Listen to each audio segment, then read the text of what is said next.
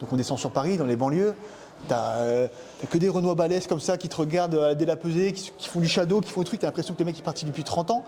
Je dis, t'as toute la banlieue qui est là, qui encourage. Dès que tu rentres, T'as combattu à Aubervilliers. Direct, Montrouge, direct. Montrouge, mec. Tu rentres, tu montes sur le tatami, t'entends tue-le, assassine-le, égorge-le. T'es fou, toi, un petit Gaulois qui vient du Nord, qui c'est qui va le soutenir? Les gars, ils voulaient que je meure, moi. Ils voulaient que je meure. Franchement, les gars, il a pas une tête à s'appeler Yanis. Yanis. Si tu veux coacher quelqu'un, il faut que tu connaisses le muscle qu'il a entre les deux testicules. Ouais, c'est ça. Putain, je deviens comme Daniel, c'est horrible. Mais le but, c'est quand même ça, taper des mecs forts, marquer l'histoire et montrer que les Français, c'est les meilleurs, quoi. Salut à tous, j'espère que vous allez bien. Avant que l'interview avec Mathieu Leto du Clos commence, je souhaitais faire quelques petites précisions. En fait, j'ai laissé l'ouverture de ma caméra principale en f2.8. Ceci permet normalement d'avoir un beau flou d'arrière-plan sans trop exagérer. Mais là, le problème, c'est qu'il y a eu une trop grosse quantité de lumière qui est entrée dans l'objectif durant les 20 premières minutes de l'interview. Et du coup, durant les 20 premières minutes de l'interview, on est tout simplement surexposé. Du coup, j'ai décidé d'effacer les rushs de ma caméra principale et de laisser les rushs de la caméra secondaire qui étaient focalisés sur Mathieu. J'ai essayé de retoucher ça en post-production avant d'effacer les rushs, que ce soit sur DaVinci Resolve ou Premiere Pro, mais j'ai vraiment pas réussi.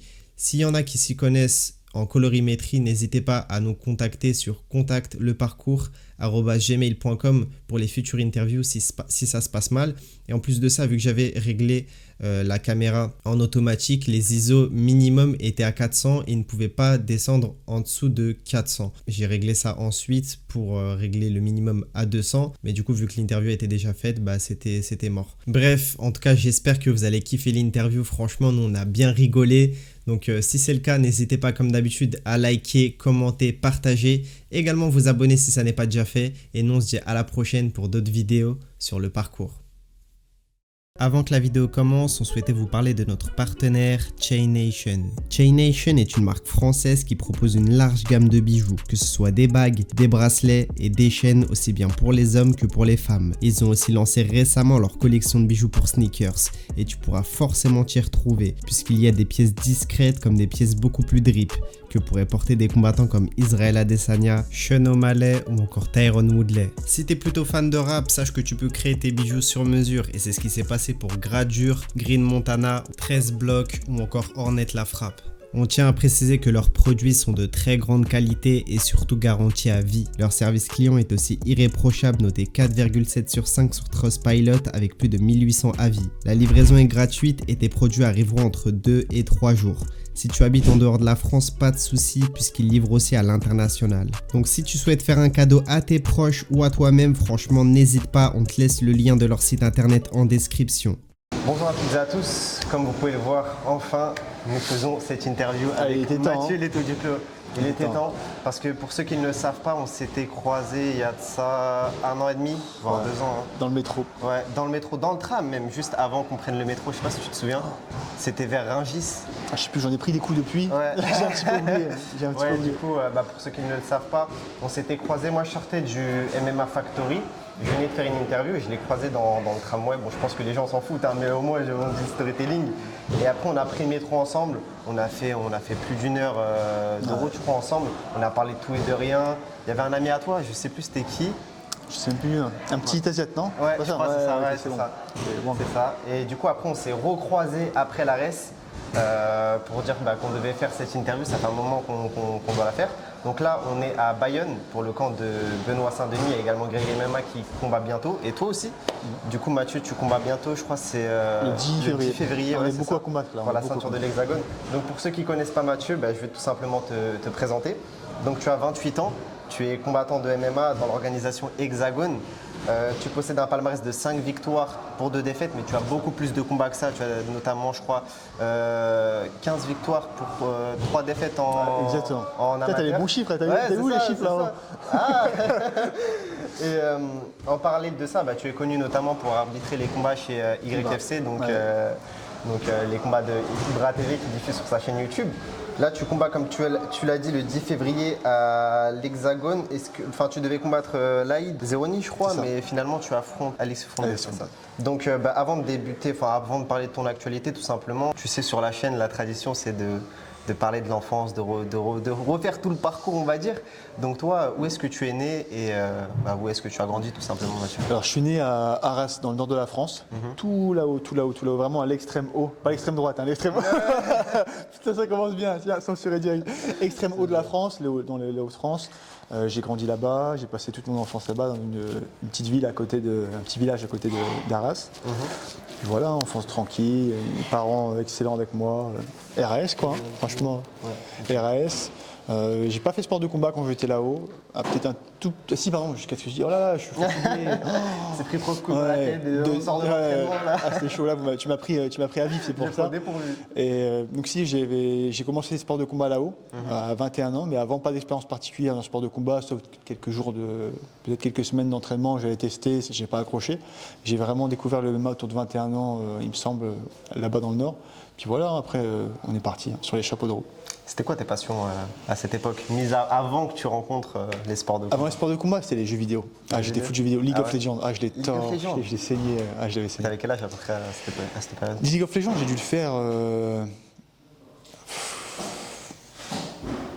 14-15 ans jusqu'à mes 21 ans, comme ça. Quand même, hein. Peut-être même plus, hein, ouais. Gros gamer. Hein. Ah ouais, je pense que c'est le jeu que j'ai le plus saigné, ouais. Du coup, t'étais plus PC que Ah ouais, console, PC Master Race, les consoles, franchement, non, c'est pas possible, impossible. Ah ouais. Le seul jeu console que j'ai joué, c'était GTA 4. Et pareil, je l'ai saigné aussi.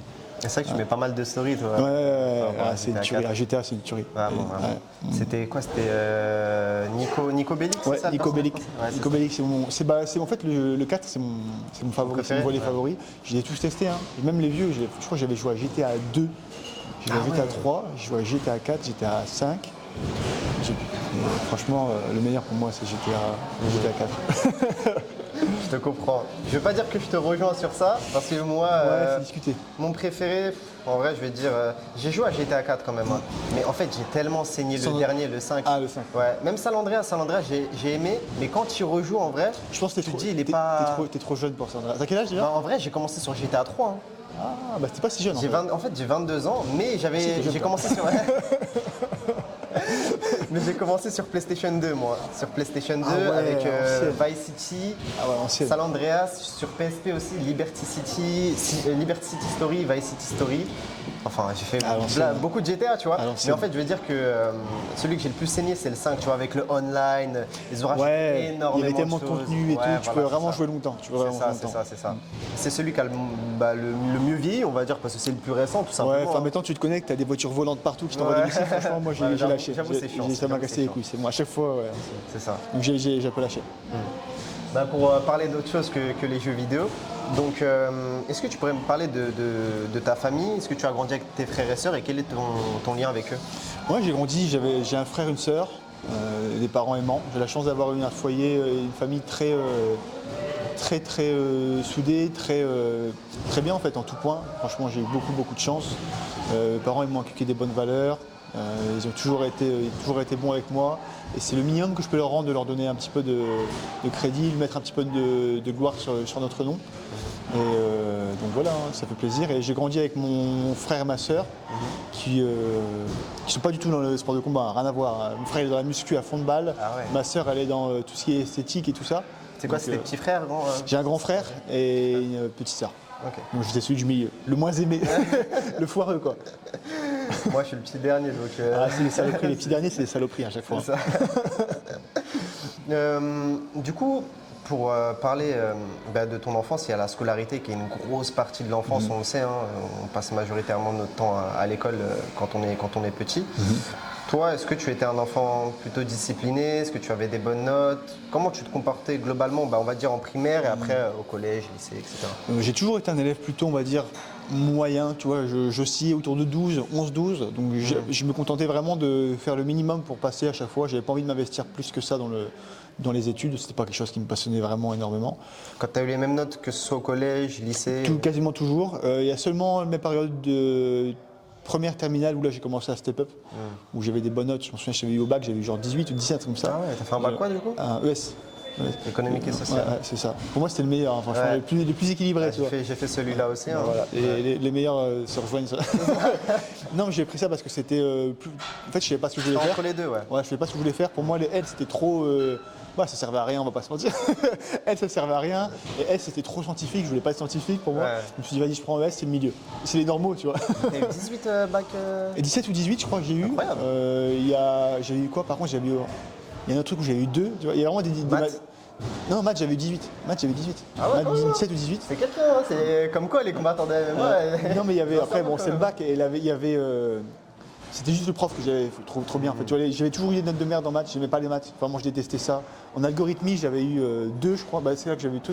Ensuite, quand j'étais en pôle supérieur, pareil, j'ai fait des maths, c'était de la merde, c'était pourri. Mais vraiment, au lycée, j'ai eu la chance de tomber sur un bon prof. Il m'a mis les maths dans la tête, j'avais kiffé. Malheureusement, le lycée où j'ai été, maintenant, il est négativement connu. C'était à Arras, celui où il y a l'attentat, là, il n'y a pas longtemps. C'est là-bas que j'étais, moi. Ah bah d'accord. Donc, tu vois, quand tu vois la cour et tu vois ça, tu dis, ah ouais, ça fait bizarre, quoi. Ça fait bizarre. Ça fait bizarre. Mais sinon, ouais, non, une bonne enfance, normale, de lycée public, tu vois, lycée public. Classique. etc. Ouais, classique. Et du coup, bah, tu nous as parlé de ton parcours supérieur. Après le lycée, qu'est-ce que tu as décidé de faire, toi? En fait, j'ai taffé pendant 1 an. Dès que j'ai fini mon lycée, j'ai taffé pendant 1 an. T'as travaillé dans quoi? Non, pardon, j'ai fait un BTS. Qu'est-ce que je dis, moi, je pars en couille. Hein. J'ai fait un BTS directement. J'ai fait un BTS en informatique. Ensuite, j'ai travaillé pendant 1 an. Pareil, un petit peu dans l'informatique, à Pôle emploi. Et ensuite, j'ai repris mes études où j'ai fait une licence, toujours en informatique dans les réseaux. Mais c'était uniquement alimentaire. Vraiment, je n'aimais pas. C'était uniquement parce qu'on m'a dit ça paye bien. Et c'est vrai, ça paye bien. Mais je le faisais parce qu'il fallait le faire. C'est quoi. pas ce qui te passionnait? Non. C'est pas un métier qui me. En fait, tu vois, j'étais un peu con. Je me suis dit, j'adore les jeux vidéo. Vas-y, je vais étudier en informatique. Et en fait, tu vois, les 3 quarts des gens qui sont en informatique, c'est ça. C'est des fans de jeux vidéo qui disent bon, je prends quoi? Je prends le moins pire. Je prends ça, informatique. c'est ça. C'est un peu comme les mecs que tu retrouves en STAPS qui aiment le sport, tu vois. Ils foirent tout. Bah, ouais.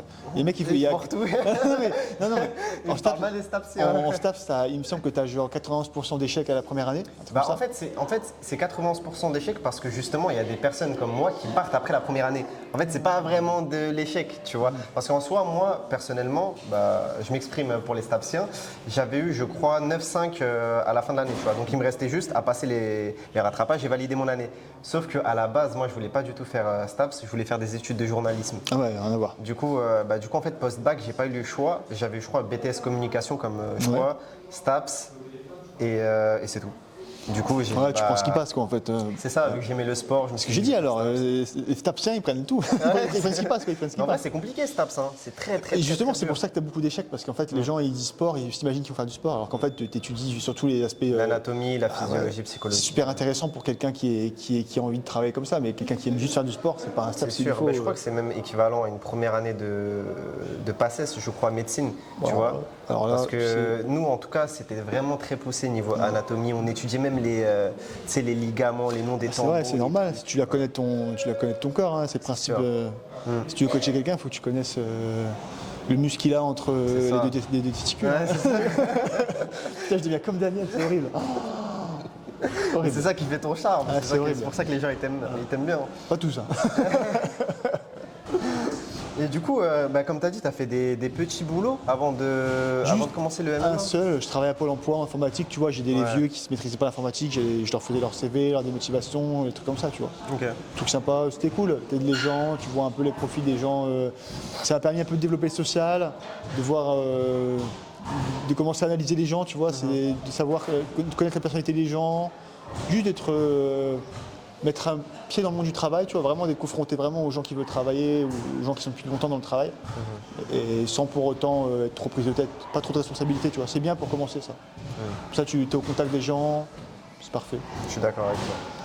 Et qu'est-ce que je voulais dire? Donc tu découvres le MMA suite notamment au highlight de Melvin Manoff. Ouais. Donc très très gros T'es combat. vraiment bien renseigné, toi, tu connais tout en fait, tu connais mon histoire, c'est mieux que toi, quoi. T'es un stalker en fait, c'est chaud là, j'ai limite peur.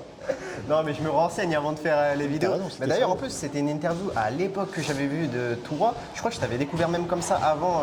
Non, je t'avais d'abord découvert parce que tu étais arbitre chez Ibra TV. Après du coup je me suis renseigné par rapport à toi. Et c'est comme ça que j'ai découvert Melvin Manoff moi aussi. Ah bah. Tu vois. C'était Pépite, hein. Ouais c'est ça. Pépite, ce mec. Incroyable. Super puissant. Après bon il était chargé comme beaucoup de combattants mais Qui ne le l'était mec pas. 1m73 je Qui ne crois. l'était pas. Ouais, qui ne l'était pas à cette époque c'est vrai. Tu peux enlever à cette époque. Tu peux enlever à cette époque. Qui ne l'est pas. Qui n'est pas chargé. C'est ça. Ah, sauf moi et Benoît. Oh, calm down. Calm down. C'est ça. Et du coup, comment t'as découvert cette vidéo? C'est juste en te baladant sur YouTube ou En cours, justement, cours. on était en cours avec un pote. un élève studio encore? Ah non, mais ils me détestaient, mes profs d'informatique. Je passais mon temps à regarder des vidéos. Je me faisais tout le temps cramer, mais je continuais, tu vois. J'en avais rien à foutre. Même les profs, ils me disaient en fait, je te vois. Hein. Je sais que tu vois que je te vois. Mais j'en ai rien à foutre en fait. Moi je rigolais, tu vois, je faisais ouais, mais quoi? C'est pareil, je cachais mon téléphone derrière la trousse. Ah non, moi c'était sur l'écran, j'étais comme ça. Ah ouais, bah oui. Le prof il passe à côté, je fermais la fenêtre, je faisais genre que tu vois, tu te mets sur l'écran, genre tu te mets sur le bureau, tu fais genre que tu cherches dans les icônes. Il fait pas ce qu'il fait. Il fait mais tu me prends pour un con en fait. Moi je regardais, tu vois, je faisais genre de regarder les icônes, ma souris elle glissait sur le. Tu vois le mec cramait à chaque fois. Et j'étais avec un pote, pareil, dans le même délire que moi, on matait les vidéos de MMA, puis. C'est grâce à ça qu'on a eu envie de tester. En plein milieu d'un cours de. Je ne sais même plus ce que c'était comme cours, mais en plein milieu d'un cours, on était là. Je crois que c'était un cours de SQL, un truc comme ça, un cours de langage d'informatique. Ok. Et on s'est dit, en fait, on se battait les couilles. Et on regarde les vidéos, puis on fait putain, faut qu'on essaie ça. Et voilà. Mais Manoff, il était aussi connu pour son kickboxing, il a fait énormément de Ouais, combats au en fait, K1. moi je regardais les vidéos de Malmoff, c'était surtout du kickboxing en fait, puisqu'en MMA il a un parcours assez moyen, tu vois, il est pas seul, il n'est pas seul, il n'est pas de lutte, il n'est pas forcément le style pour performer bien en MMA, parce qu'en MMA il faut être durable, il faut avoir du cardio. Et lui il envoyait tellement fort, il n'avait pas de Il cardio. était en fait. comme Benoît, il allait à la guerre et après. Ouais, mais c'est pas pareil. Benoît il est pas aussi explosif, il tape pas aussi fort, mais il est durable. Tu vois, Benoît il est durable de ouf, il peut envoyer pendant 5 Lui, il avait rounds. une grosse masse musculaire pour sa taille, c'est pour ça qu'il s'épuisait. Lui il envoyait, en fait vraiment. Il était vraiment ultra rapide, ultra puissant, mais trop d'énergie c'est ça. cramée, tu peux pas. Tu peux pas. Je crois que c'était contre Rémi Bonjaski, je crois. Ouais, Il je l'avais vu. il avait- Putain, Ouais, il avait tout donné et après, je crois qu'il avait perdu le combat au je chip. saurais même plus dire. Но все же выходит из угла. En tout cas, il a fait des gros combats dans sa carrière. Pas mal de guerres. Pas mal de guerres. Il a fini au Bellator là, c'est contre Bon, Yoel Romero. il a combattu une trop mauvaise tard. fin, Il a ouais. combattu trop tard aussi. Il ça. est trop vieux. Il combat pour la thune là, je pense. Mais bon, c'est chaud. C'est con. C'est un sujet qui est important. C'est quand les combattants doivent prendre leur retraite. On a plein qui font ça. Un peu à l'image de Ferguson. Tu vois, les mecs qui combattent pendant 30 ans alors qu'ils sont rincés. Tu vois. Anderson Silva, c'était pareil, fin de carrière. Ouais, c'est vrai. Mais ça va encore. Il a pas pris trop de dégâts. Par contre, tu vois Bigfoot Silva. Ah, c'est chaud là. Ouais, lui, je crois qu'il est sur 15 KO d'affilée, 10 KO d'affilée, au moins 10 défaites par KO d'affilée. Ah, c'est chaud. Il a combattu dans l'organisation de Guillaume Pelletier. là, Ouais, il a dernièrement. combattu Bison, je crois. Ouais. C'est ça. Ah, Bison, il a gagné. Ouais, incroyable. Ah, c'est un tueur, Bison. Et du coup, tu commences le MMA Ouais. à l'âge de 21 ans. Où est-ce que tu t'inscris? Comment se passent les premiers entraînements? Je suis inscrit dans le Nord du coup, dans un club à Arras. Au début, j'étais une brute en fait, j'avais aucune technique donc forcément, mais j'étais fort physiquement parce que je faisais un sport de force. Donc J'étais plus lourd aussi, non? Ouais, j'étais lourd, je faisais 110 kg à l'époque. J'étais monté jusqu'à 113, mais quand je me suis inscrit, je faisais 110. T'es gras aussi, non? Ouais, un peu grassouillé, mais balèze quand même, très fort physiquement. Et, De toute façon, on mettra des photos si Mathieu veut bien nous envoyer. C'est chaud, c'était chaud franchement, je ressemblais à rien du tout. Et donc j'arrivais, je faisais que de la force, tu vois. Mais je tombais rapidement sur des mecs plus techniques qui me mettaient là, ils me sauçaient, je comprenais que Le dalle. cardio, c'était compliqué aussi. Ah non, non c'était chaud, j'avais aucun cardio. Je me souviens, mon coach, j'avais 2 coachs à l'époque, et un de mes coachs, il me mettait à l'amende à chaque fois, il tournait avec moi, il me rinçait. Je savais pas boxer, il envoyait à 80%, il me niquait ma race. Mais ça m'a fait du bien, tu vois. Et c'est peut-être pour ça qu'aujourd'hui, je suis un peu violent en sparring, parce que j'étais élevé comme ça, en fait. J'étais un peu élevé à la dure dans le même moment. Au début, c'était ça, les mecs, ils te martyrisaient. Hein. Mais c'est bien passé, c'était bien, tu vois, c'était une bonne. Je m'en plains pas. Je m'en plains pas. C'est pas mal de la dureté au début et après tu te rends compte de ce que c'est quoi. Au moins t'es pas du shot. Et qu'est-ce qui te fait. C'est sûr. Et qu'est-ce qui te fait vibrer, toi, dans les sports de combat? Tout en fait, vraiment le combat en général. Hein. Tu passes des bons moments tout le temps. T'as de l'adrénaline aussi. Ouais, le moment de la cage, c'est vraiment au pic de l'adrénaline, c'est l'extase. Mais il n'y a pas que ça, il y a plein de moments qui sont excellents aussi. Tu vois, être avec les gars en camp, être avec le coach, être avec les sparring, être avec les potes, les copains. Être vraiment toujours un peu en meute dans cette. Mettre des coups de fesses aussi. Comme Des coups de fesses. J'espère que tu as la vidéo, franchement, j'espère que tu mettras. Non, mais tu vois, c'est bonne ambiance, on est vraiment ultra studieux, c'est-à-dire on s'entraîne beaucoup, on est discipliné, on s'entraîne très bien, mais on n'est pas sectaire, on n'est pas. Oui, fais ça, le coach, tu vois, il est bien, on est toujours de bonne humeur. On est toujours vraiment, c'est un comme plaisir. une famille, quoi. C'est ça, c'est une famille et c'est vraiment un plaisir de s'entraîner avec tous les gars, avec Benoît, avec Daniel, avec Gabriel, Rémi, Romain. C'est vraiment un plaisir de s'entraîner avec toute l'équipe. Tout le monde est vraiment soudé, tout le monde veut le meilleur pour tout le monde et l'ambiance C'est ça qui est beau. Ah, ça se ressent tous les jours. Moi j'arrive à la salle avec le sourire, j'en pars avec le sourire. Même si l'entraînement est dur, hein, c'est un plaisir permanent. Donc on va en venir de ta relation avec l'équipe et ta découverte avec le Venom Training Camp, C'est ça. justement. Avant ça, tu as un parcours, je crois que je me suis trompé dans l'introduction, j'ai dit 15 victoires pour 3 défaites. Je Non, crois c'est que ça, ouais, c'est ça. Ah, c'est 15, c'est pas 13 victoires pour 5 défaites? Non, Ok, c'est 15-3. Ok. Non, t'es bon, t'inquiète. Est-ce que tu te souviens de ton premier combat amateur Ouais. et les sensations que tu as? Ah, je me chiais dessus. Ah ouais, c'était chaud. Bah, c'est normal, c'était l'inconnu en fait. Au début, quand t'arrives à l'inconnu, en plus, moi j'étais lourd, donc je combattais en 93 à l'époque, donc t'arrives des mecs qui sont tous énormes comme ça. Ça veut dire que tu cutais déjà à l'époque? Non, je cotais pas. En fait, quand j'ai commencé à combattre, je faisais genre 95, 96. Ah, t'avais bien perdu quand Ouais, même. donc je maigrissais un petit peu de 2-3 kilos, tu vois. Je maigrissais, ouais, j'avais bien perdu, j'avais fondu. Je maigrissais de 2-3 kilos, puis c'était bon. Et en fait, mon premier combat, je me suis chié dessus parce que t'arrives, c'est l'inconnu. En fait, en plus, il n'y avait pas de compétition trop dans le Nord. Donc on descend sur Paris, dans les banlieues. T'as que des Renois balèzes comme ça qui te regardent dès la pesée, qui font du shadow, qui font des trucs. T'as l'impression que les mecs sont partis depuis 30 ans. Je dis, t'as toute la banlieue qui est là, qui encourage. Dès que tu rentres, T'as t'entends. combattu où, à Aubervilliers? Direct, Ouais. Montrouge, direct, Montrouge, mec. Tu rentres, tu montes sur le tatami, t'entends tue-le, assassine-le, égorge-le. Tu vois, t'as tout le. Ouais, t'as tout le quartier, ouais. Je pense, dommage que j'aurais bien aimé retrouver les vidéos. Vraiment, les bords de tapis étaient remplis de mecs. T'avais vraiment genre un carré de mecs qui regardaient, les mecs qui se chaotaient. Toi, t'arrivais tout seul, il n'y avait personne pour te soutenir. Personne. Hein. T'es fou, toi, un petit Gaulois qui vient du Nord, qui c'est qui va le soutenir? Les gars, ils voulaient que je meure, moi. Hein. Ils voulaient que je meure.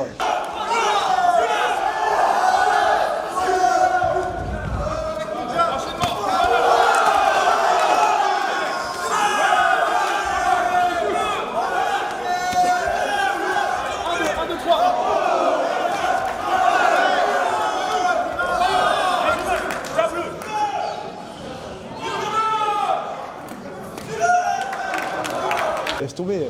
Donc, Et quand tu gagnais, comment ça se passait pour toi après? Il y avait le respect ou les gens non, vraiment ça se passait bien, les gens ils respectent la force. Souvent en plus chez les mecs, tu vois, les mecs, tu sèches un gars, les mecs ils sont oh. Franchement c'est dommage que j'arrive. Tu vois, c'est des vieilles compétitions, j'arrive pas à retrouver les vidéos. Si je les avais, je les publiais régulièrement tellement elles sont marrantes. Hein. Ah, il y avait des combats. Mon premier combat c'était parti en couille. Je dis le mec, j'arrive pour checker le mec, il met une patate direct comme ça, tu vois. T'imagines premier combat, il fait ça. Ah, il essaie de me la mettre. Et moi par réflexe, je lui mets une patate dans la gueule aussi, je touche en premier.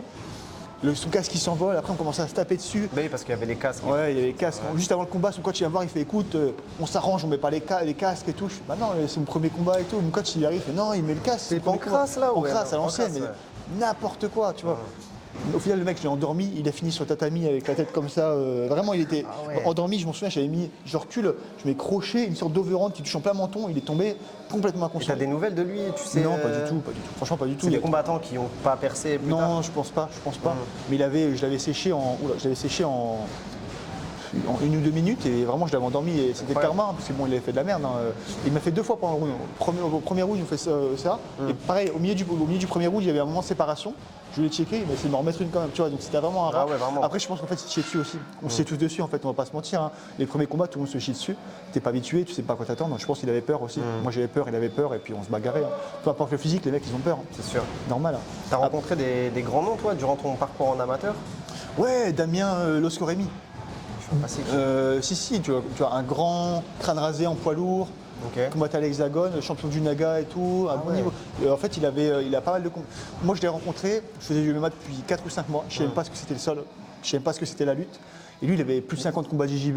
Mais comment ça se fait que ton entraîneur il te laissait combattre si t'avais pas de lutte toute seule? C'est toi Non, qui mais on voulais voulait demander? combattre, on voulait combattre. Ouais, On ok, voulait ok. combattre, c'était un peu l'époque du Pancras. J'avais juste défendre un tout petit peu, tu vois, mais à peine. Ouais, t'avais pas de frappe au sol, donc pas de danger. genre, à la salle, je savais me défendre parce que j'étais contre des débutants, mais après en compétition, bah, c'est là que tu découvres.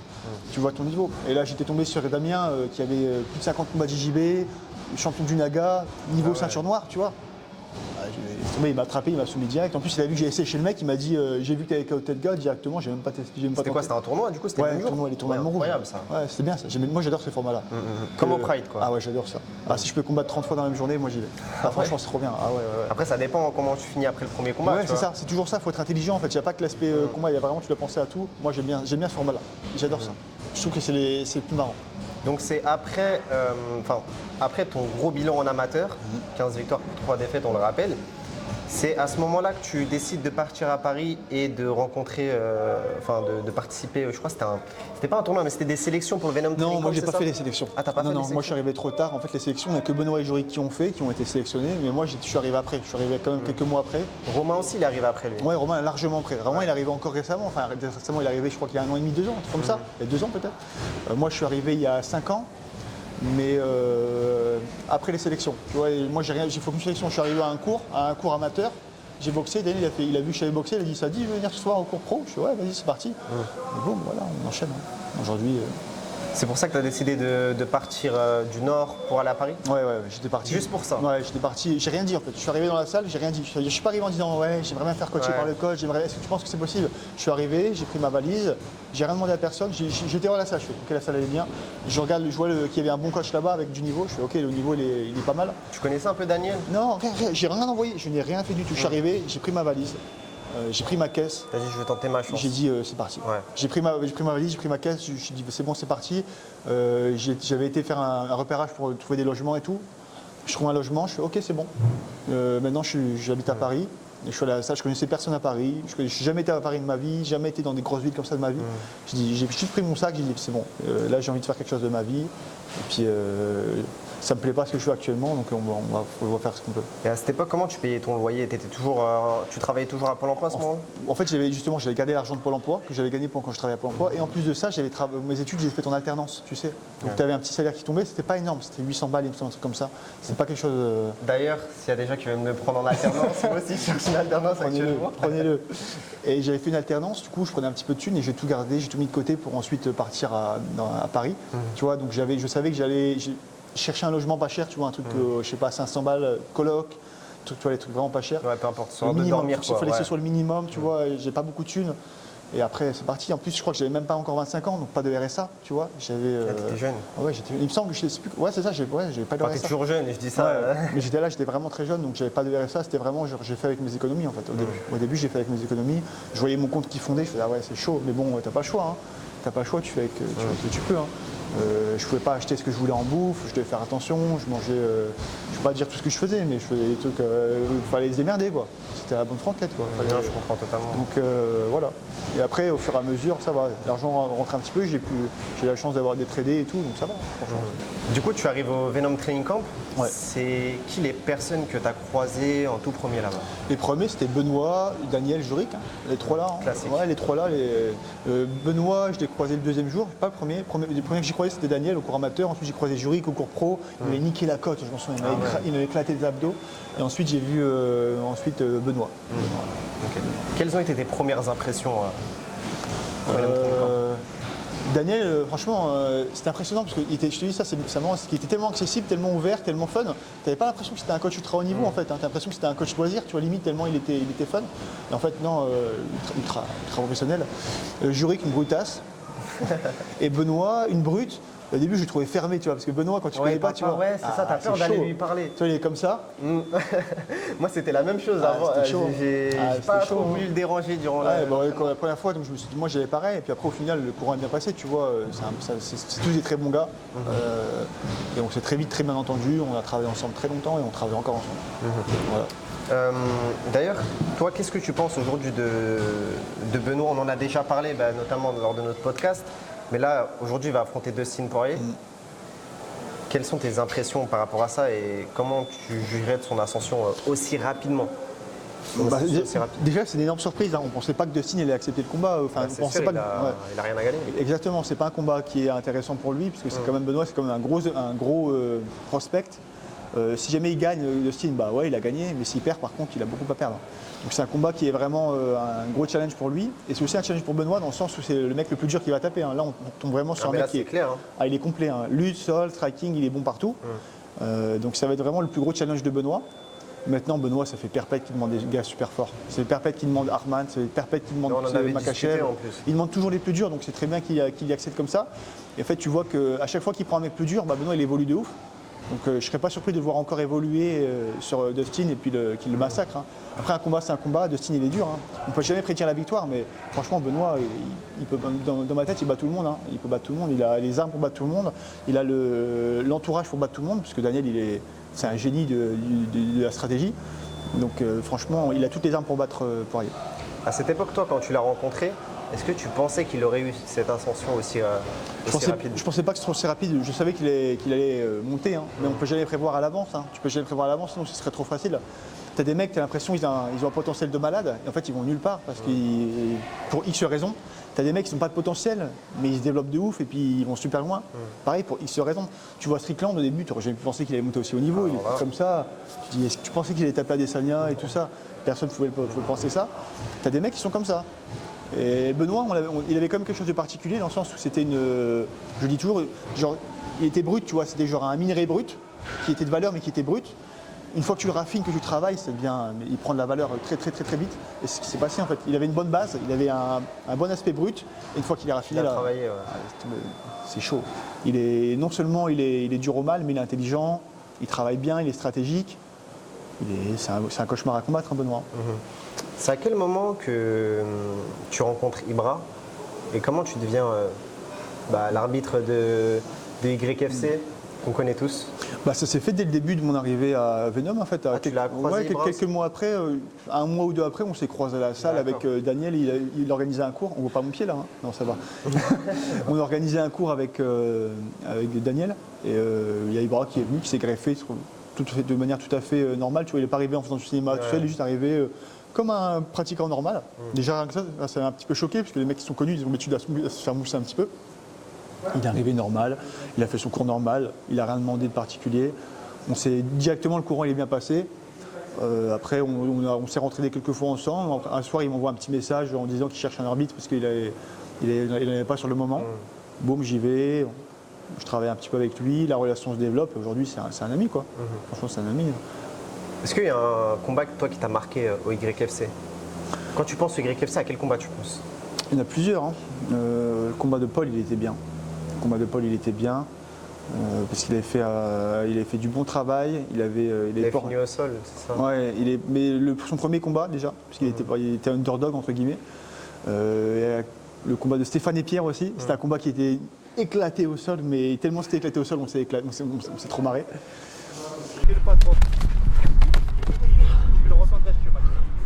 Les gars, arrêtez de reculer. Si vous reculez trop, je recentre.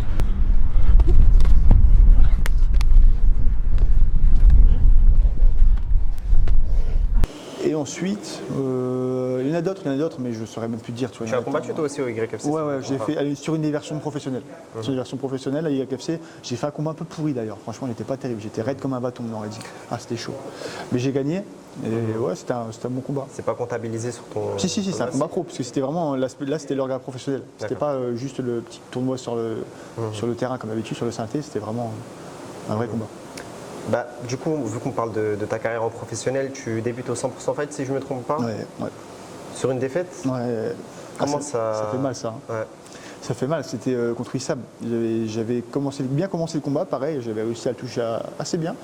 Et directement, je m'enflamme. C'était un peu un truc qui m'était beaucoup arrivé en amateur, c'est que je m'enflammais, je réfléchissais plus, j'envoyais des gros parpaings. Ça marche en amateur, je scouttais les mecs, mais en pro, les mecs sont plus intelligents. Wissam, il a profité, il m'a emmené au sol. Et pareil, j'étais pas forcément un spécialiste de tout ce qui était leg lock, tout ça, je connaissais pas trop, c'était vraiment un domaine spécifique du sol. Il m'a emmené sur ça, puis j'ai pas su défendre, j'étais nul.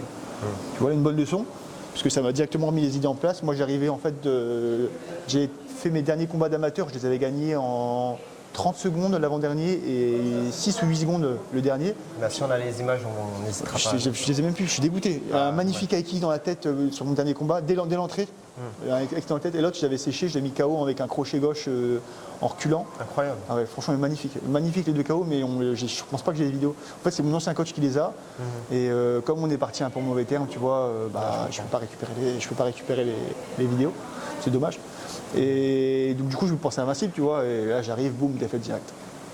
Je me dis vas-y, en fait là t'es venu à Paris, tu peux repartir, hein. Repars à la maison, hein, t'es une merde. Tu vois, directement tu dis ça. T'étais démotivé? Ouais, t'es démotivé. T'es démotivé clairement, parce que moi j'avais plein d'étoiles dans les yeux, tu perds. Je me dis c'est bon, en fait, fin de carrière, c'est bon, t'as fait ton truc, tu vas pouvoir repartir, terminer. En fait non, je me suis accroché, j'ai continué à m'entraîner avec les gars, j'ai enchaîné avec des victoires, j'ai commencé à apprendre techniquement, à devenir plus complet. Je me suis rentraîné dur, je suis resté focus quoi. Puis aujourd'hui ça va, ça paye. Moi j'ai le souvenir de toi, tu avais enchaîné les victoires et là grosse ascension, tu combats au Bellator. Ouais. Moi j'étais dans les gradins à ce moment-là, c'était le premier événement de MMA que je regardais. Et justement là tu fais ton entrée, etc. Nous, et mon pote il me dit ouais il vaut quoi l'arbitre des Ibra TV, tu vois, est-ce qu'il est bon et tout.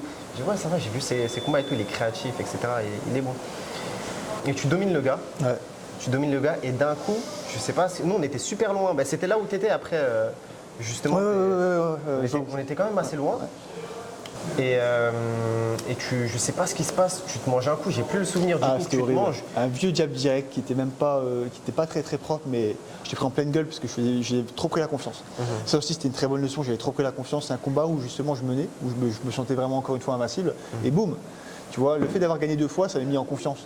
En plus, les combats où j'avais gagné 2 fois, ils n'étaient pas parfaits, parce que j'ai pris quand même des coups, pas des coups significatifs, mais j'ai pris des coups. Et en fait, avec du recul, il y avait déjà des signes que ça allait m'arriver, tu vois. Parce qu'il y avait des gros trous dans certains aspects de ma défense. Et en fait, comme j'ai gagné, je m'en suis pas rendu compte, tu vois. Mais là, j'ai perdu, donc je m'en suis rendu compte. Quand j'ai perdu, j'ai fait ah ouais, en fait, il y avait des trucs à travailler. Et là, ça a été explosé.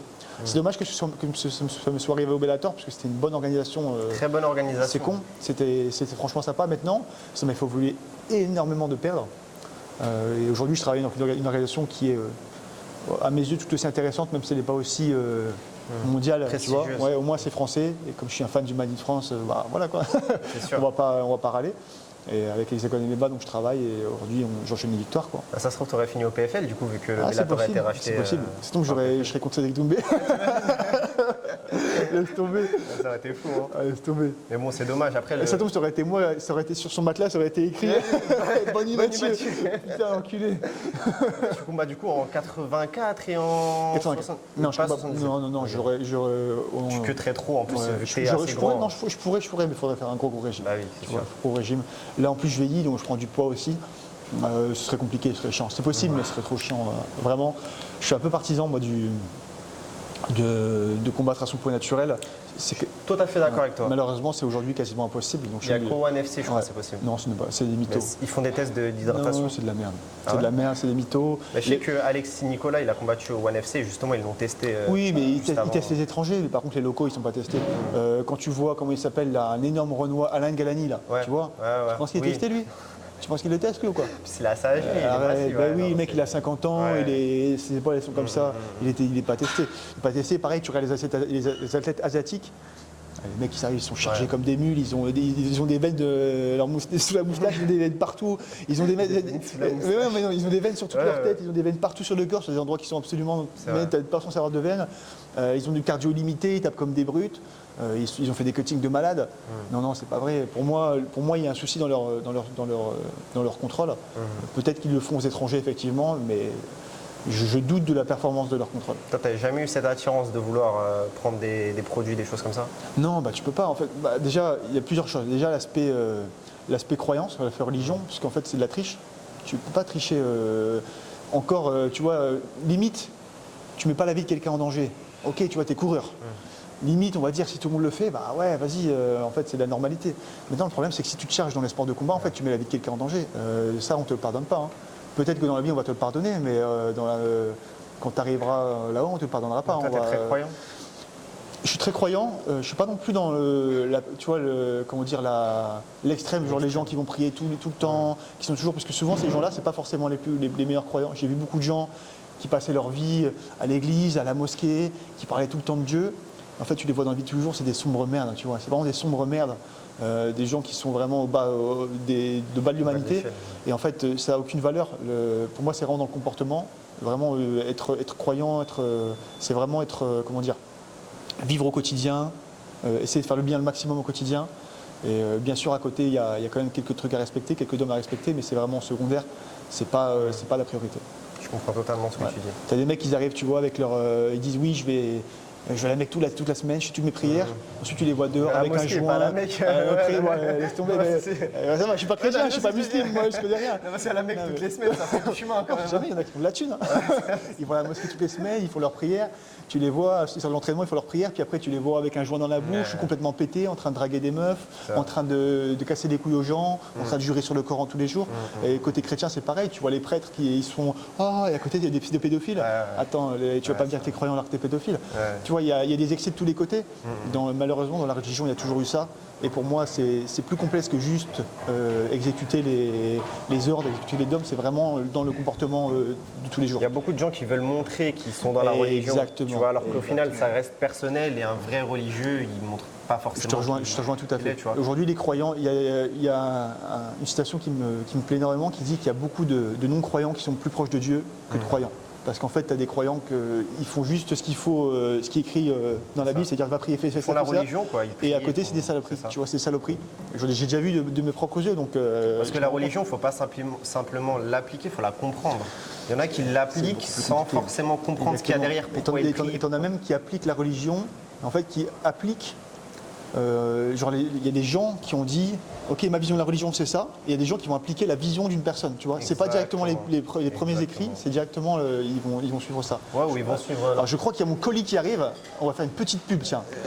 J'arrive, permettez. Ok les gars, petit colis season, là on se met bien, parfait. Et j'ai bien mangé ce midi. N'hésitez pas à nous sponsoriser aussi. Je vais laisser comme ça. Donc du coup, ça c'est quoi? T'as reçu quoi là du coup? Alors là, c'est mon premier colis season. C'est un partenariat que j'ai signé avec la chaîne Karaté Bushido. D'accord. Tu sais. Et du coup, voilà, premier colis. On va tester ça ce midi.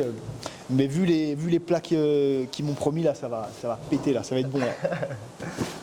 Ok, nickel. Du coup, tu disais par rapport à la religion. Je sais. Oui, il faut pas. On disait qu'il y a beaucoup de gens justement qui veulent montrer qu'ils sont religieux, mais en fait, ils se comportent très très mal derrière. Donc moi, je suis pas du tout comme ça. Quand j'étais jeune, oui, on allait à l'église le dimanche et tout ça. Quand tu es jeune, forcément, ça te saule. Moi, ça m'a laissé pas des séquelles, mais je comprends pas pourquoi tu le fais en fait. C'est ça, bien sûr. Exactement. Quand j'étais jeune, je comprenais pas. Je croyais pas forcément. En fait, je suivais parce que ma famille me faisait suivre. C'est ça. Quand tu es jeune, tu comprends pas. Et en vieillissant, tu dis ah oui, c'est vraiment quelque chose qui est nécessaire. Parce que tu vois aujourd'hui, les gens qui sortent de la religion, ils sont complètement. Franchement, c'est cramé. C'est un peu con. Les gens vont dire oui, il est extrémiste, mais ils n'ont pas de cadre en fait. Ils ont pas de cadre. Quand tu as peur de rien, en fait, quand tu vis que pour toi-même, quand tu es individualiste à fond, tu viens de merde en fait. Souvent, tu vois, tu vis que pour toi. Moi, c'est pas ce que je veux faire. J'ai envie de vivre pour mes proches. J'ai envie de vivre pour tous les gens qui m'entourent, tu vois. Et pour moi aussi derrière, forcément. Mais c'est pas que moi. C'est pas l'individualisme. C'est sûr. D'ailleurs, petit aparté. Parce que la dernière fois, j'ai parlé de religion avec Alex Lauré et il y a beaucoup de gens qui disent encore un noir qui parle de religion, etc. Mais en fait, on parle de ce qu'on veut. Si le combattant a envie de s'exprimer sur tel sujet, je ne veux pas le couper en lui disant non, j'ai pas envie de parler de ce sujet. C'est un podcast, c'est une interview, on discute de ce qu'on veut. Si vous voulez faire des interviews à notre place, n'hésitez pas, ouvrez votre média, ouvrez votre chaîne et même si vous ne voulez pas regarder, skippez ce passage. Voilà. C'est vrai. Moi, c'est qu'il y en a, j'ai pas vu la vidéo, donc je sais pas du tout de quoi tu parles, mais c'est vrai qu'il y en a qui en font trop. Il y a des mecs qui ils passent leur temps à parler de ça. Non, il disait tout simplement, en fait, j'ai dit, c'est qui les combattants que, selon toi, tu vois aller loin, les combattants français? Il me dit, Benoît Saint-Denis. Et il me dit, d'ailleurs, Benoît Saint-Denis, en passant, on n'a pas forcément la même religion, mais on se retrouve, je me retrouve dans ce qu'il dit, en fait. Il a juste dit ça, et les gens, ils ont commenté, ah, mais c'est la première chose qui lui vient à l'esprit, etc. En fait, c'est ce qui lui est venu à l'esprit, tout simplement. Il n'a pas pensé au combattant, il a pensé à la personne, il a pensé à ses valeurs avant tout. Mais les gens oublient un peu leurs racines, puisqu'aujourd'hui, j'imagine que les gens qui ont commenté, ils sont français, mais la France, elle s'est construite sur la religion, en fait. Vous savez, malheureusement, pour ceux qui ne l'aiment pas, la France a été catholique pendant perpète et perpète et perpète. Et c'est sous le catholicisme qu'on s'est construit, tous, que c'est de là que vous sortez. Et donc, bon. Faut assumer les gars. Non mais c'est chaud. C'est sûr. C'est vrai qu'aujourd'hui ça s'est un petit peu dissocié de la France parce que bon avec la République et tout ça ils ont dissocié la religion du pouvoir. C'est de là qu'on vient. Mais il y a beaucoup de gens qui aiment Benoît par rapport à ça également. Ils se retrouvent dans ses dires. Il est traditionnel. En fait, si tu veux, il est traditionnel. C'est quelque chose qu'on a perdu énormément. C'est quelqu'un qui est simple, qui suit des principes simples. Et en fait, les gens ils comprennent pas. Ils disent ah ouais merde. En fait, le mec est super droit. Il suit des principes super droits. Comment il fait pour être aussi. Mais Benoît, il se prend pas la tête. Il se prend pas la tête. Il n'y a pas de. C'est ça. C'est pas compliqué en vrai. En réalité, c'est pas compliqué. Il a une vie très simple, Benoît, en plus. Comme bien sûr. On a pu le voir. Ah, bien sûr. Famille animaux, entraînement. Boum. Voilà. C'est bon, on a fait le tour. Non, après, il y a l'armée, il y a sa passion, son métier et tout ça. Mais... d'ailleurs, il est à Bayonne aussi parce qu'il y a Je crois qu'il y a les militaires. Oui, il y a le premier PIMA. le Le premier PIMA, c'est où Benoît avait été, où il avait été formé avant d'être combattant MMA, où il a formé son mental. Et d'ailleurs, toi, par rapport à Bayonne, ça te dérange pas trop de faire des allers-retours entre Paris, Bayonne, etc. Si, un petit peu, parce que c'est vrai qu'il y a ça quand même des coûts, tu vois. Il y a quand même des frais qui sont imputés. Maintenant, ça fait plaisir d'être là parce que le cadre est bon. Le cadre est bon, tu vois, on a une salle pour nous. Il y a Benoît, il y a des sparring qui sont intéressants. Maintenant, oui, ça nous fait du déplacement, ça te sort un peu des habitudes. Moi, j'aime bien avoir mes habitudes. J'aime bien être chez moi, avoir mes trucs, tu vois, mes petits rituels et tout. Là, je peux pas forcément les avoir. Mais bon. à Vitry, dans le dur, Ouais, Spark. ouais, c'est ça, mais c'est aussi à la maison, tu vois, manger ce que tu veux quand tu veux, avoir vraiment tes habitudes, tu vas te retrouver, avoir tes automatismes, parce que c'est plus facile de performer. Même être près de tes proches Voilà. aussi. Non, parce que mes proches, ils sont pas là. Ah, ils mes sont proches, pas- ils sont dans le Nord. Ça, c'est vraiment, je pense, le truc le plus dur pour moi, c'est que tous mes proches sont dans le Nord. En fait, personne ne veut me suivre à Paris, c'est normal, c'est un peu de la merde. C'est sûr. Ma compagne, elle est venue à Paris plusieurs fois, à chaque fois, je la laisse tout seul. Moi, je suis en banlieue, je suis pas à Paris, tu vois. J'ai pas la thune pour y Ah, aller à ta Paris. compagne, elle est pas à Paris aussi? Non, elle est dans le Nord. En fait, à chaque fois qu'elle vient à D'accord. Paris, que je la laisse tout seul, elle a un souci, tu vois. Il y a des gens qui lui font des remarques. Parce que tu la vois, dernière fois qu'on s'était vu, c'était avec elle, justement. Ouais. Bah, elle était venue juste. la elle vient- raison. ouais, c'est ça. Elle vient juste de temps en temps, mais elle supporte pas. Je te dis à chaque fois, quand on est à deux, forcément, ça se passe bien parce qu'il y a un mec, mais elle, une fille jolie. En banlieue, qui met des skinny ou des jupes, ça passe pas, c'est pas sûr, possible. c'est À Paris, ça passe. En banlieue, c'était pas une meuf en jogging, c'est compliqué. Enfin, à C'est- Paris, ça dépend où à Paris. Tu vois, ça c'était à dépend à Châtelet ou Paris. c'était à Barbès, Voilà, porte de la exactement. Chapelle. Voilà, exactement. Donc bon, moi, j'ai pas la chance là. J'habite en banlieue, c'est un peu, mais même pas dans un quartier super craignos, mais même, tu peux pas laisser une fille toute seule se balader la nuit encore moins. Tu vois, ça m'intéresse pas. Elle vient de la campagne. La première fois qu'elle vient, elle se fait. C'est le truc qui l'a le plus marqué, je pense. Sur une marche de 20 minutes.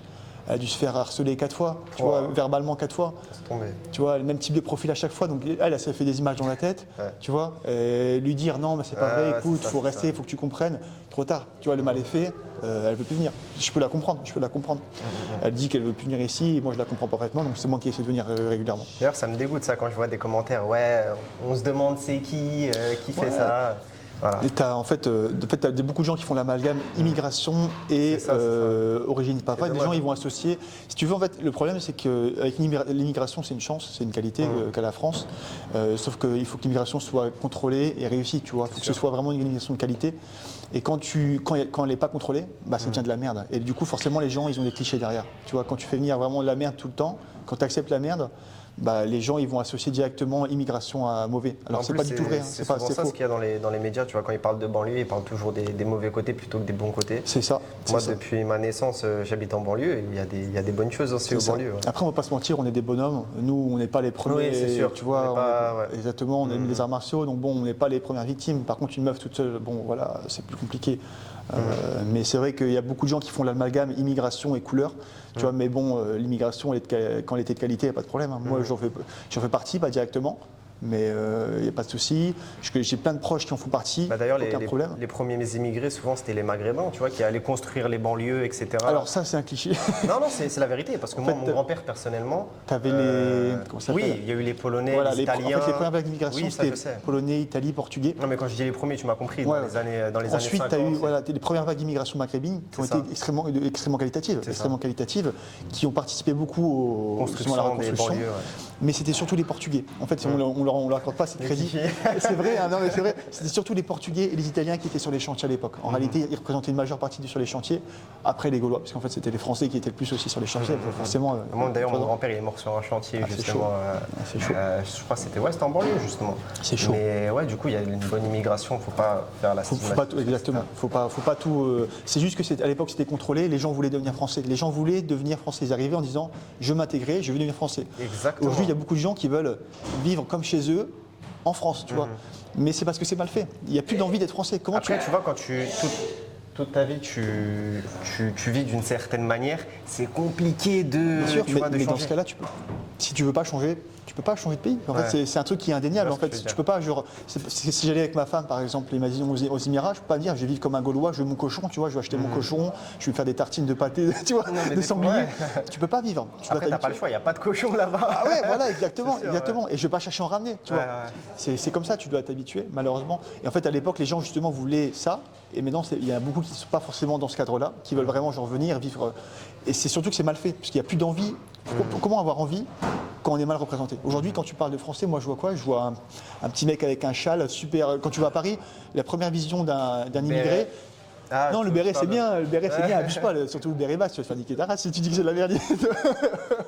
Non mais, première vision que les gens ont de Paris, par exemple un immigré qui arrive à Paris, il va voir quoi? Il va voir des bobos ultra dédaigneux, Oui. tu vois, les mecs qui marchent comme Avec ça. la baguette sous le bras. Voilà, tu veux dire, attends, c'est ça Paris, c'est ça la virilité, c'est ça les Français dont on parlait, qui étaient fans de guerre, de la guerre et tout, qui ont. Tu vois, alors qu'un mec comme Benoît, par exemple, s'inspire. Si tous les Français étaient comme Benoît, bah, les gens ils auront envie d'être français, tu vois. C'est pour ça que Benoît inspire, par exemple, parce que les gens ils disent ah ouais c'est un bon modèle, tu vois. C'est un bon modèle, il est traditionnel, il a des valeurs simples, les gens ils auront envie d'être français. Là quand tu vas dans la rue, moi j'ai pas envie d'être français. Tu vois, moi quand je vais dans la rue dans les rues de Paris, j'ai pas envie d'être français. Tu vois, les mecs c'est tout Ça dépend où t'es, hein, si t'es dans le 8e ouais, ça ou dépend, quoi, mais la plupart tu vois, c'est les mecs ils marchent, ils ont la tête comme ça, ils ont une calvitie alors qu'ils ont 20 ans, ils ont tous des énormes binocles. Ils sont rien tous, contre ils sont les gens tous- qui ont la non mais calvitie, hein. je te dis une caricature, Ah, mais tu vois, ouais. ils sont tous oui, vous pouvez niquer ma femme, il n'y a pas de problème. Ouais, je vois ce que tu veux Tu dire. vois ce que tu veux dire? Il n'y a aucune fierté, il n'y a aucun, comment dire, aucune notion de se sentir, comment dire, c'est un peu compliqué à exprimer sans paraître pour un bof. Mais déjà, tu vois. quand tu revendiques ton amour pour la France, on te catégorise Exactement. directement d'extrême droite. Tu vois, quand tu affiches le incroyable. drapeau français, c'est la même C'est chose. incroyable. C'est incroyable. Et Alors je- qu'aux États-Unis, ils sont tous là Non, sur mais leur c'est- balcon avec le mais drapeau tu peux même, américain. tu peux même prendre beaucoup moins loin. Est-ce que tu as déjà vu un Algérien ne pas sortir de drapeau algérien, tu vois, Non, pendant ils sont fiers. les matchs où il y a l'Algérie? C'est ça. Tout le monde est fier. En fait, c'est la normalité d'être fier de son pays. Et les gens, justement, aujourd'hui, tu regardes, la plupart des Français ne sont pas fiers d'être français. Rien que ça, c'est une honte, tu vois. C'est une honte. La plupart des gens Bah, sont la pas plupart fiers. des gens, tu leur dis, ouais, T'es fier d'être français. Ouais, Ils vont donc dire non, non. t'es quoi? Ils disent non, je suis. Tu sais, ils parlent direct de leur origine. Au lieu de Exactement. dire je suis français. Exactement. Alors que quand ils vont à l'étranger, les gens ils disent bah là je suis français. Exactement, parce qu'en fait, les gens, ils confondent pays, histoire du pays, avec politique du pays. Moi, je me sens pas. Si tu me dis, est-ce que tu te sens proche du gouvernement français? Non. Je ne rejoins pas les idées du gouvernement français, je ne rejoins pas la politique. Il y a plein de choses que je ne suis pas d'accord, il y a plein d'idées de la République que je ne suis pas. Est-ce que je me sens français dans son histoire et tout ça, dans ses valeurs? Bah ouais, 100%, tu vois, je donnerais ma vie pour ça. Mais c'est vrai que les gens, ils dissocient pas les deux. Et en plus, l'histoire de France, elle est belle. Il y a de quoi être elle est fier. magnifique, elle est magnifique. On a une histoire qui est monstrueuse. Après, on ne parle pas de ce On que a la patrimoine. France a fait en termes de guerre, de choses comme Oui, ça, mais je veux ouais. dire, la France, elle a une grande histoire. Tout le monde a en fait la termes guerre. d'architecture, en termes de. tu vois. Bien sûr. Non seulement on était né en puissance militaire, mais oui, bien sûr, en termes d'architecture, en termes de gastronomie, en termes d'histoire en général, on a été monstrueux. On a vraiment une culture qui est fantastique. On a une culture qui est fantastique. Chaque région a une culture quasiment différente. Ça, tu vois, par les exemple, les Bretons, Basques, les- les ouais. Basques, les Bretons, Les Normands. les mecs du Nord, les Parisiens. Non. Non, je rigole. Non, mais quasiment tout le monde. Quasiment Ouais. tout le monde. Les Marseillais, enfin, à l'époque, maintenant c'est plus trop Marseille, mais tout le monde avait une culture différente. La Provence, tout avait été différent. Un tu vois. accent, tu vois. Exactement, c'est un truc de ouf. Une C'est un spécialité. truc de ouf. On a vraiment on a une culture qui est très riche. Et ne pas l'aimer, c'est un sacrilège, tu vois. c'est sûr. C'est la honte, quoi. Donc ne pas aimer ça, pour moi, ne pas vouloir faire partie de ça, pour moi, c'est horrible. Maintenant, ne pas vouloir faire partie des gens qui nous dirigent aujourd'hui, c'est une évidence, tu vois. On est géré par des gens qui ne veulent pas forcément notre bien, tu vois. Donc c'est normal de ne pas les aimer. Je suis totalement d'accord avec toi. Ben, d'ailleurs, ça me fait penser au discours que Tourpal avait eu juste après sa défaite face à. Ah oui, je m'en Comment souviens. il s'appelle je me Face à souviens. Virgil, non, Sola, face Sola. à Axel Sola, exactement. Et il avait dit qu'il est fier d'être français, que certes il n'a pas de sang entre guillemets, enfin qu'en gros dans son sang il n'est pas français, mais le fait d'être immigré en France, qu'il aime ce pays, etc. Alors qu'il n'est pas forcément français. Et il y a des gens dans les commentaires. Bah écoute, moi tu vois, ce Tourpal par exemple, ce genre de gars, je le mets devant pas mal de Français. Hein. Franchement, pour moi, il a plus de valeur, plus de principes que beaucoup de Français, un peu à l'image d'Ibra. Ibra, il m'a choqué, dans le sens où tu vois vraiment que c'est le mec, il arrive en France, il a rien, il monte son bise avec sa chaîne YouTube, ensuite il monte son bise avec son restaurant, il crée de l'emploi en France, tout ça. Pour moi, quand on lui dit t'es quoi, il me dit je suis français. Et pourtant, il n'a pas encore les papiers. Alors que tu as des fils de pute qui arrivent, qui crachent sur la Comme France Ngannou. tous les jours. Alors Ngannou. Ngannou, pareil, pareil, il n'était même pas français, il a représenté la France. Et aujourd'hui, tu vois combattre, alors qu'il n'est plus en France depuis des années. Hein. Il a toujours la France sur son short. Alors que tu as des mecs qui vivent en France depuis des années. Des mecs qui ont passé leur vie en France, qui vont dire non, je me sens pas français. Je comprends pas, tu vois. C'est un truc c'est chaud. Et comment tu peux avoir de telles différences? C'est Après, chaud. peut-être qu'ils en veulent à la France au niveau historique, tu vois. C'est ça, il y a un passé. Mais dans ce cas-là, tu peux en vouloir à tout le monde. Hein. Alors chaque pays d'Afrique peut en vouloir à un autre pays d'Afrique. Dans ce cas-là, la traite intra-africaine, il n'y en a pas un qui a paniqué l'autre. Dans ce cas-là, les Africains s'aiment pas. Dans ce cas-là, les Africains n'aiment pas les Arabes non plus, parce que les Arabes, ils ont fait la traite Les Arabes, orientale. entre eux, des fois, c'est. Les Arabes ne s'aiment pas. rivalité, Dans tu ce vois. cas-là, personne ne s'aime. Les gars, si on reprend l'histoire, personne ne s'aime. On s'est tous fait la guerre. Nous, on n'aime pas les Anglais, on n'aime pas les Allemands, on n'aime pas les Russes, on n'aime pas les Portugais, on n'aime pas les Espagnols, on n'aime personne. Parce qu'on s'est battu avec tout le monde. C'est ça. Tu vois, dans ce cas-là, c'est chaud. Hein. Si on commence à reprendre ça, c'est compliqué. Hein. On n'avance pas. Hein. Je te dis, pareil, tous les pays africains, ils sont tous fait la guerre entre eux, ils sont tous autocolonisés entre eux, et pas colonisés, esclavage, comment on dit l'esclavage Ils ont mis en place l'esclavage tous entre eux, tu vois, entre tribus. T'inquiète pas, hein, tout le monde se déteste. Donc. Si on va dans cette logique, tout le monde se déteste. Et dans ce cas-là, pourquoi venir en France si jamais vraiment on veut autant la France? Parce que c'est pas cher le bled. Hein. Parce que... Le bled, c'est pas cher. Hein. Oui, c'est ça, mais il y a des opportunités. Par exemple, Ngannou, tu vois. Mais tu peux pas tout avoir. Si t'aimes pas l'endroit, tu fais pas les... Si jamais t'aimes pas l'endroit, moi j'aime pas l'endroit, je fais pas les opportunités, tu vois. Là, je suis à Paris. Quand on me dit, tu sais quoi, je dis bah, je suis parisien. Ouais. Tu vois, ça me plaît pas forcément, mais tant pis, je suis parisien. Pourquoi t'aimes pas Paris? En fait, c'est pas que j'aime pas Paris, c'est que j'aime pas forcément les gens qui peuplent Paris. Voilà, tu vois. C'est ça, tu vois. Parce que c'est, comment dire. C'est particulier, c'est vraiment les gens, ils sont très individualistes. J'ai remarqué en tout cas, tu vois, Tu demandes un service, ils te répondent pas. il y a mon meilleur ami, il arrive ici, il va au métro, il voit une vieille qui galère, il dit vous voulez que je vous aide? Donc il commence à l'aider tout, il fait bah écoutez apparemment l'automate il est en panne, elle fait ah bah si on sait pas, on n'aide pas, hein. Et elle se casse, tu vois. Là c'est exemple typique de Parisien. C'est cliché mais il y en a beaucoup comme ça, tu C'est vrai, vois. t'as raison. Hein. Ils sont très individualistes et à force de vivre dans des grosses métropoles, tu penses qu'à toi en fait, tu vois. Parce que si tu commences à penser aux gens, il y a tellement de gens. Tu passes ta vie à penser aux gens, mais c'est le problème. Quand t'as trop de gens, c'est pas bon. Des fois, t'es poli, les gens ils sont choqués. Tellement, ils n'ont pas l'habitude à Paris. Bien tu sûr, ils te regardent, genre c'est quoi lui il fait quoi Non, mais c'est chaud. C'est sûr. chaud. Pour en venir à un sujet un peu plus joyeux, Non, mais c'est joyeux, c'est Ouais, joyeux. c'est C'est sûr. juste qu'il faut en discuter. Il faut mettre les points sur les i, parce que c'est vrai qu'il y a beaucoup de gens qui disent que c'est tabou, tu vois, mais c'est pas tabou. Il y a pas de. Tu peux non, en on peut parler. discuter de tout. Hein. Mais bien sûr, tu peux parler de tout. Bien sûr, faut pas faire des excès. T'as des mecs qui vont dans l'excès, t'as des mecs qui sont trop. C'est des ouf, quoi. sûr. Mais tant que t'es pas dans l'excès, c'est bon. Tu peux faire des critiques. Faut juste être construit, faut juste être logique. Tu peux pas juste faire de la critique sans dire d'argument derrière. Donc ensuite, tu signes chez Karaté Bushido. Ouais. Est-ce que tu pourrais nous parler de comment se fait cette signature tout simplement? Comment se fait cette signature tout simplement? Mais en fait, je connaissais déjà depuis pas mal de temps le directeur commercial de Karaté Bushido, Johan Albonessi. Il était au Venom d'ailleurs, il s'occupait de la salle du Venom à une époque. Aujourd'hui, il est chez KB. Et en fait, on devait déjà travailler ensemble à un moment où j'aurais dû faire des vidéos un petit peu comme Greg, tu vois.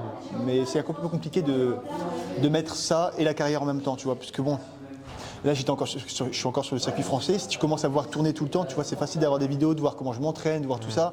C'est pas forcément la meilleure idée. C'est pas forcément le truc le plus intelligent à faire.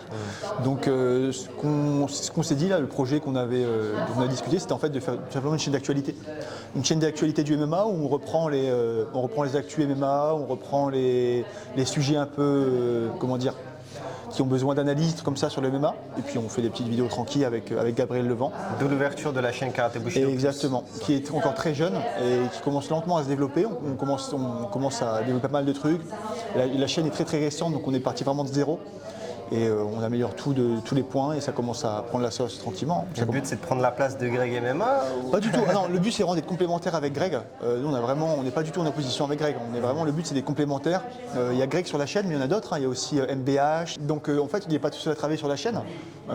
C'est juste que, comment dire, tu vois, imaginons il y a des périodes, par exemple là Greg s'entraîne, tu vois, donc il ne peut pas forcément faire trop de vidéos sur la chaîne. Parfois il faut des gens qui tournent aussi des vidéos. Donc ils avaient pensé à moi. Et là, le but, c'est vraiment Karaté Bushido Plus, c'est à part. C'est vraiment à T'as part. tourné de aussi Karaté des Bushido. vidéos sur la chaîne Oui, de Karaté temps en temps, c'est ça. Taekwondo, Ouais, c'est ça. Taekwondo, karaté. De temps en temps, je tourne là-bas. Mais le but, c'est vraiment pas de remplacer Greg, c'est de travailler ensemble, forcément. Et ensuite, à côté, avec Gabriel, on a la chaîne Karaté Bushido Plus qui est complètement dissociée de la chaîne principale. Là, on est vraiment qu'à deux. Là, il n'y a personne d'autre. Du coup, aujourd'hui, est-ce que tu arrives à vivre de ta passion? Ouais, là ça va. C'est pas énorme du tout. C'est pas des sommes astronomiques, mais c'est raisonnable quoi. Je peux vivre. Je survis.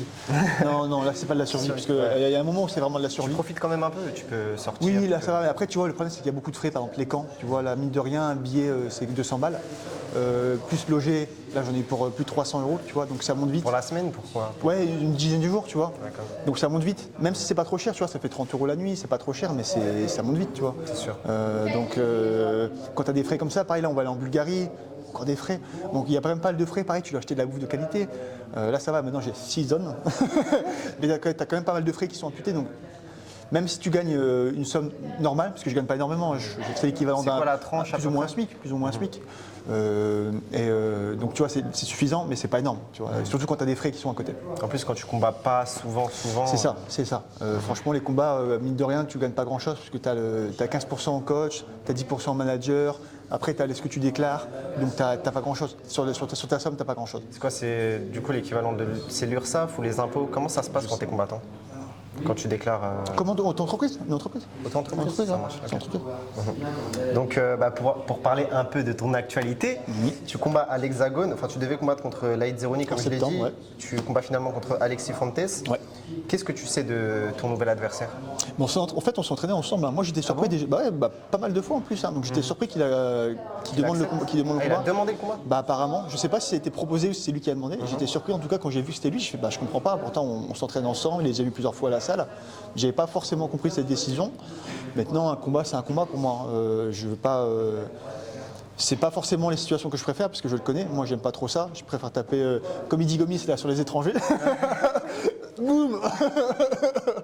Oui, c'était bizarre de combattre un Français alors que j'aime taper sur la tête des étrangers.